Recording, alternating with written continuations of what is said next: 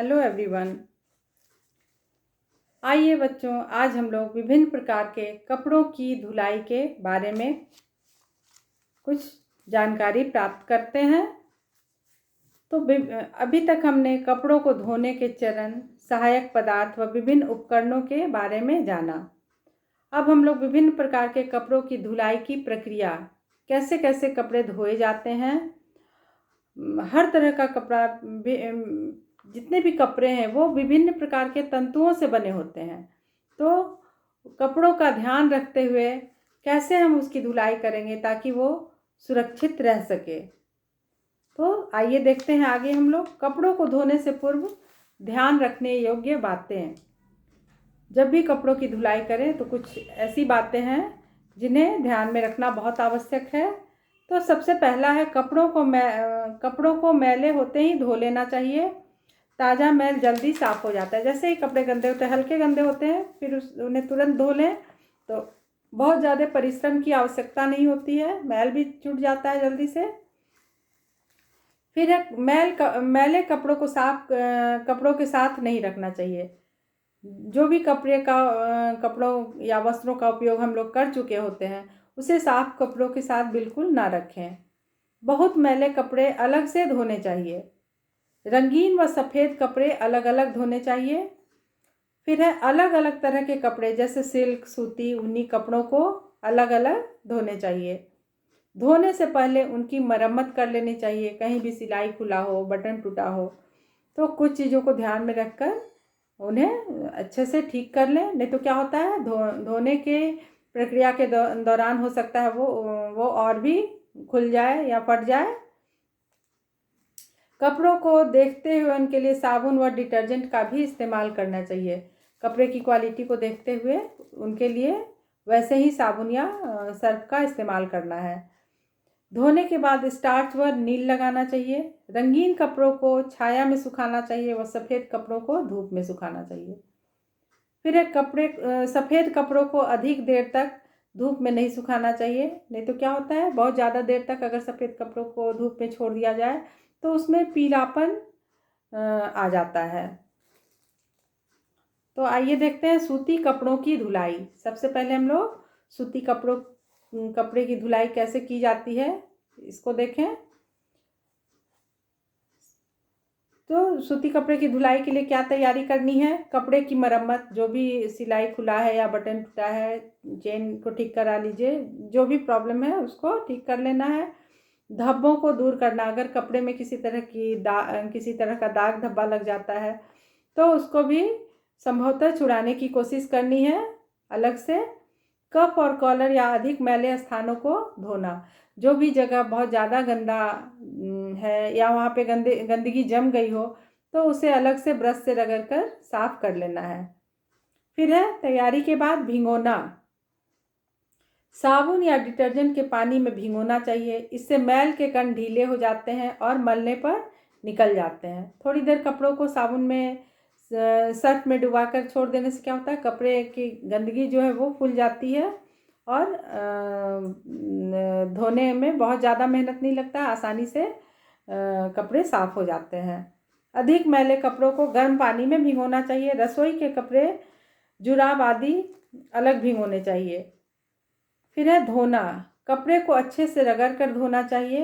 कफ और कॉलर आदि के जो जगह हैं वो ज़्यादा गंदे होते हैं, उस पर ब्रश से थोड़ी रगड़ करनी चाहिए। फिर खंगालना। कपड़ों को साफ पानी से तब तक धोना चाहिए जब तक उनका साबुन न निकल जाए। फिर निचोड़ना चाहिए। उसके बाद हम लोग नील डालेंगे। कपड़े के अनुसार नील का चुनाव करना चाहिए। नील ज़्यादातर सफ़ेद कपड़ों में ही दी जाती है। तो फिर स्टार्च है। स्टार्च भी कपड़े के अनुसार ही चुनना चाहिए, अधिक नहीं लगाना चाहिए और ज़्यादा कम भी नहीं होना चाहिए।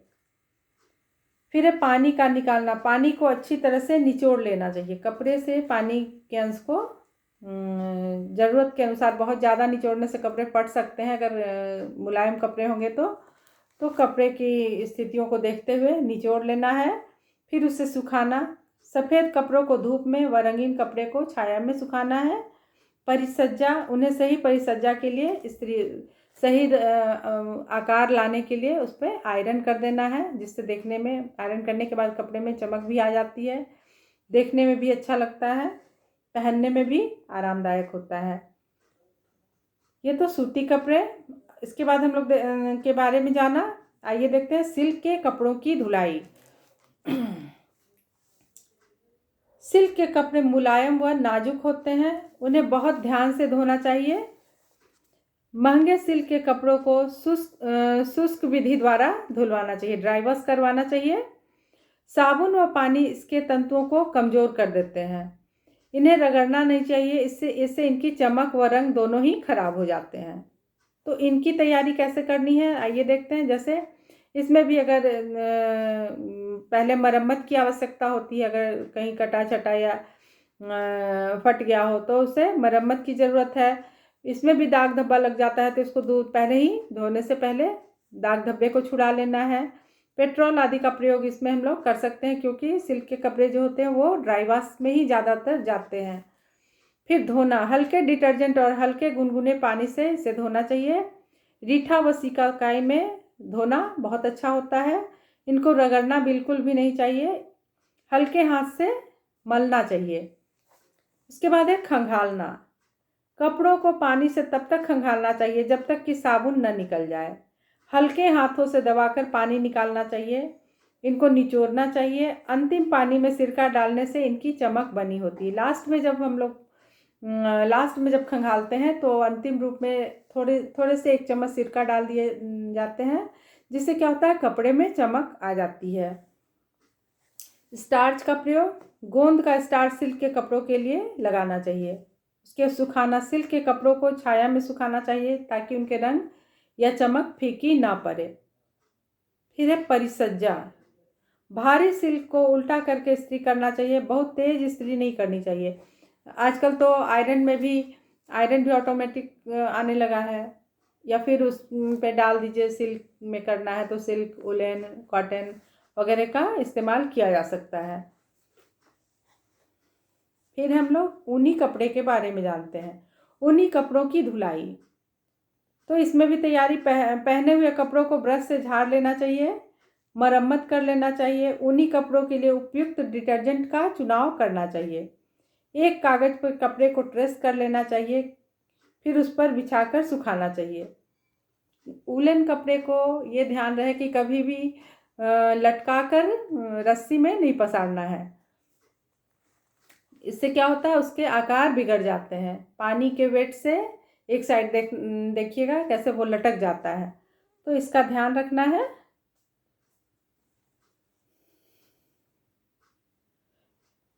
एक कागज़ के टुकड़े को ट्रेस कर लेना चाहिए और उसी पर बिछाकर सुखाना चाहिए। फिर है धोना, 10 से 15 मिनट तक डिटर्जेंट के घोल में इसे भिगोना चाहिए। हल्के गर्म पानी में हाथों से मलकर धोना चाहिए, इनको रगड़ना नहीं चाहिए। फिर है खंगालना, खुले पानी में धोना चाहिए ताकि साबुन निकल जाए। पानी को हाथों से दबाकर निकालना चाहिए, इनको निचोड़ना नहीं चाहिए, बहुत ज़्यादा घुमाकर, बहुत ज़्यादा निचोड़ना नहीं है। फिर है सुखाना, इन्हें ट्रेस किए गए कागज़ों पर बिछाकर छाया में सुखाना चाहिए। इन्हें लटका कर नहीं सुखाना चाहिए क्योंकि इनके आकार बिगड़ जाते हैं।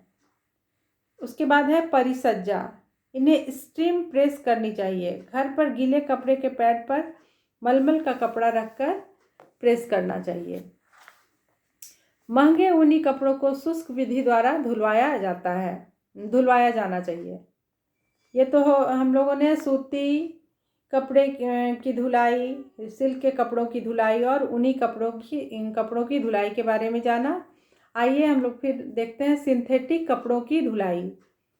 इसमें क्या तैयारी करनी है, ये आसानी से घुलने वाले कपड़े हैं। इनमें भी पहले मरम्मत करवा लेना चाहिए, दाग धब्बे को छुड़ा लेना चाहिए। धोने में अच्छे डिटर्जेंट का प्रयोग करना है। कफ, कॉलर व अन्य मैले स्थानों को पहले ही रगड़ कर साफ कर देना चाहिए।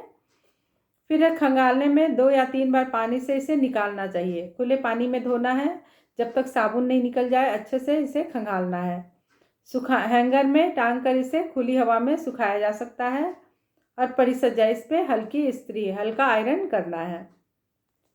फिर है वस्त्रों को सुखाना। आमतौर पर घर के बाहर आंगन में या आंगन में रस्सी या तार बांधकर कपड़े सुखाए जाते हैं। इन्हें चिमटियों की सहायता से गिरने से बचाते हैं। क्लिप लगा दिया जाता है ताकि कपड़े हवा में गिरे नहीं। ऊनी कपड़े टांग कर नहीं सुखाने चाहिए क्योंकि इनसे उनका आकार बिगड़ जाता है। जैसा कि हम लोगों ने पहले भी जाना कि ऊनी कपड़े को कभी भी तार पर या रस्सी पर लटका कर नहीं सुखाना है। उनको चारपाई पर या समतल जगह पर फैलाकर सुखाना चाहिए। पाश्चात्य देशों में ड्राइंग कैबिनेट का प्रयोग किया जाता है जहां बिजली द्वारा इन्हें सुखाया जाता है। उसके बाद परिसज्जा। वस्त्रों को सुखाने के पश्चात परिसज्जित किया जाता है। इन्हें इस्त्री किया जाता है। वस्त्रों को इस्त्री करने से पहले हल्का गीला करना आवश्यक है। आजकल बाजार में कई तरह के आयरन भी उपलब्ध हैं। विभिन्न प्रकार के वस्त्रों पर आयरन करने के लिए अलग अलग ताप की आवश्यकता होती है।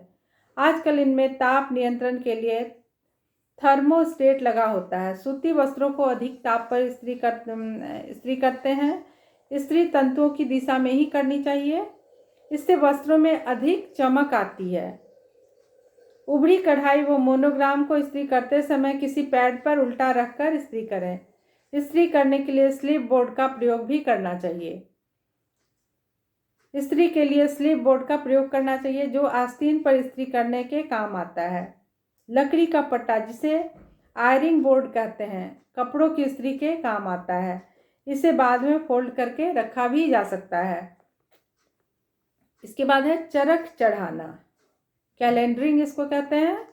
चरख द्वारा भी वस्त्र परिसज्जा किए जाते हैं। इससे साड़ियाँ और दुपट्टे परिष्कृत किए जाते हैं। इसमें कपड़ों को बिना दबाव दिए कपड़ों को खींचा जाता है, फिर मार देकर कपड़ों को सुखाया जाता है। हम लोग इस विधि को पॉलिश करवाना भी कहते हैं।